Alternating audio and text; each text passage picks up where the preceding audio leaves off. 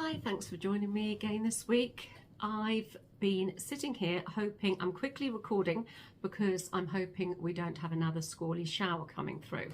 It's pretty cold here at the moment. Well, look, I say it's pretty cold. It's probably about 11 degrees. It probably isn't that cold for some of you, wherever you might live.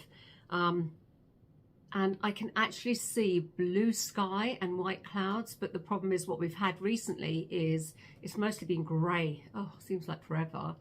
And we have the blue sky and the white fluffy clouds briefly, and then we've had the grey and the almost, is it horizontal? Yeah, horizontal rain. So I got caught out in it today. I was buying some dog food. One of my dogs, I've been told he's got to change his diet. I've got three very sensitive dogs. I would like to say divish. I'm not terribly sure if that's correct. I don't think they can help themselves. Probably others might say bit spoiled. I don't know. Anyway, one of them has to have different food. So I went to this place down the road, which is fantastic. And it's lovely to speak to the ladies in there who are really knowledgeable. And while I was waiting for her to find the right food for me, the rain came again, and I paid, and it got worse and worse and worse, and I kept waiting thinking it was going to pass, and then in the end thought, I've just got to run for it. Got into my car, and I promise you I had barely put my seatbelt on and blue sky came, and by that point I was completely wet. Never mind, I suppose you can't have enough showers, I don't know.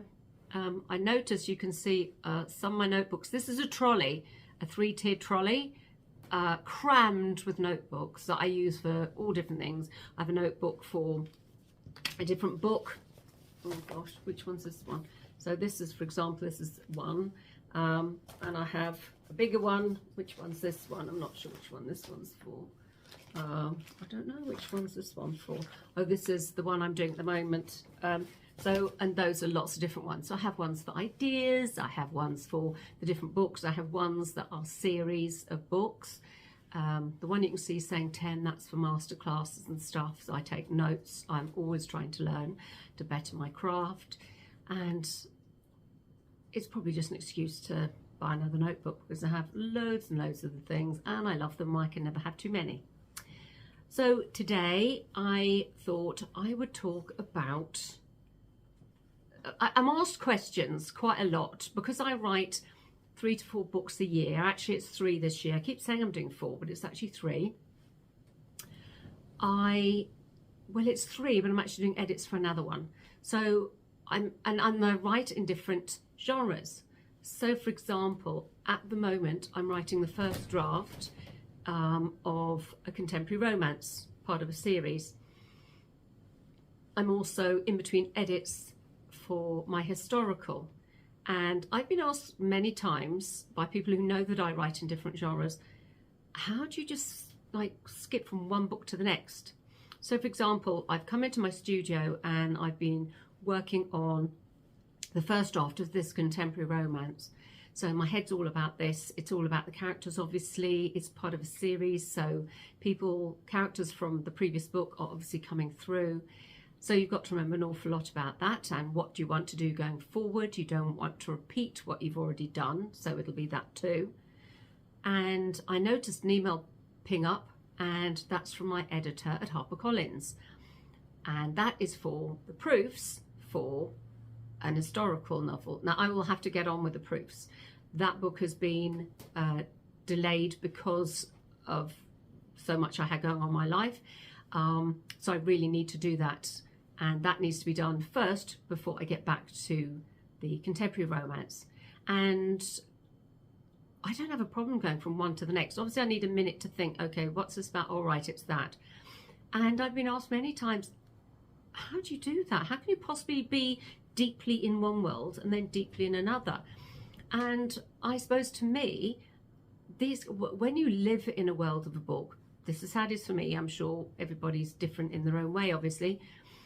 But the people that I write about, my characters, once I get into writing the book, and certainly by the time I've done structural edits, copy edits, line edits, and by the time I'm on a proofread, I see these characters very clearly.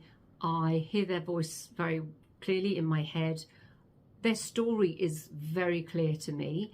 It's like if you said to me, tell me about your two sisters. So I've got two sisters.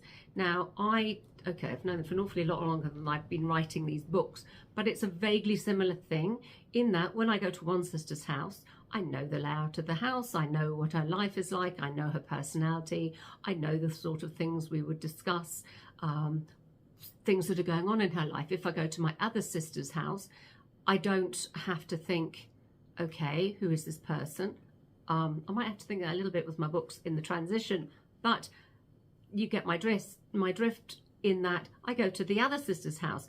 Her house is in a different place, it's a different setup, her family's different. And it's that sort of thing when you know your characters well, like you do certainly by the time you've been doing quite a few edits. You just sort of simply step back into that. I do anyway, it's just how it is for me. So I won't have a problem doing that. I will have a problem going through more edits of the book because, you know, you write the book the first time, you then read through it, you then listen to it. I say this is what I do. I then check it again and then I send it off to my editor, and then I'll have structural edits. This book I had to rewrite the first half of the book because it wasn't as exciting as the second half of the book. It now is, hopefully.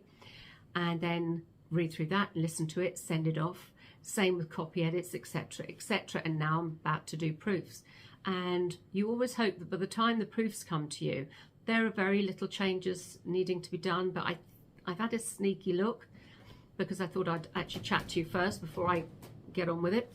And I've got quite a lot of, I think, to do. But there were a lot of changes made in the copy edit stage. So it's been one of those, I think, because I wrote the first half of the book and then, you know, my life changed and I had quite a big break away from the book and then I went back to it.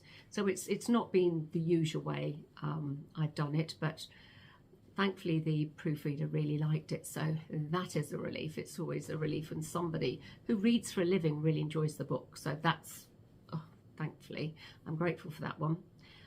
So that's what I'm doing, and that answers, you know, a question hopefully for those of you who wonder, how can you 1 minute be writing contemporary romance or a thriller and the next minute step back into a completely different book with completely different characters and storyline and different genre, entirely different period in history.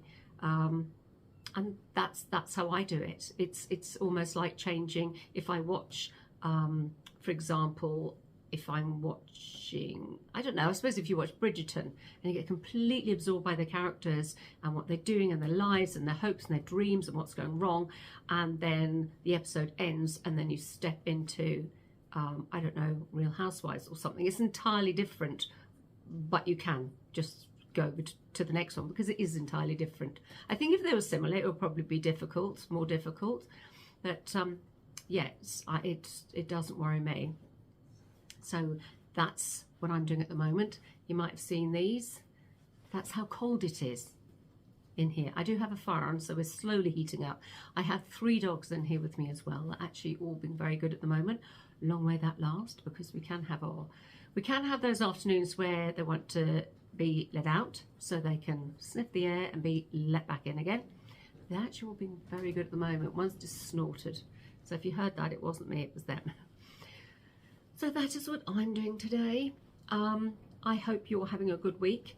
The book I'm actually reading 2 books at the moment and really enjoying both of them actually. I'm reading Christy Barlow's, I don't know, I can't remember the title exactly. It's probably The Little Library in Love Heart Lane.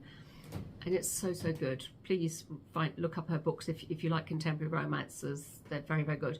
And I'm actually reading a book that's not out yet, to give a quote. It's contemporary romance as well. It is brilliant. I'm really, really loving it. I find it really difficult to do quotes for books that I read because it's very hard to sum up in, I don't know, 3 or 5 words a whole book and your feeling for it, especially if you really, really love it, which I am doing this book. It makes it a lot easier when you've got to read a book that you really love. So I'm really happy with that. So I must do that as well later. But for now, I suppose I better get on with my edits because they're not going to do themselves, which is a shame because that would be really nice and then I could go and read my books instead. But I hope you're having a good day. Thank you for joining me for my little video today, and I'm going to go and drink my tea. This time, what is the cup? Oh, my Poppy Sisters cup. And I've remembered that last time, the time before, I wore red. So I'm wearing pink today and wrapping up warm. I hope you have a lovely day. Thanks for joining me. And if you like this, my chats or whatever, please subscribe below.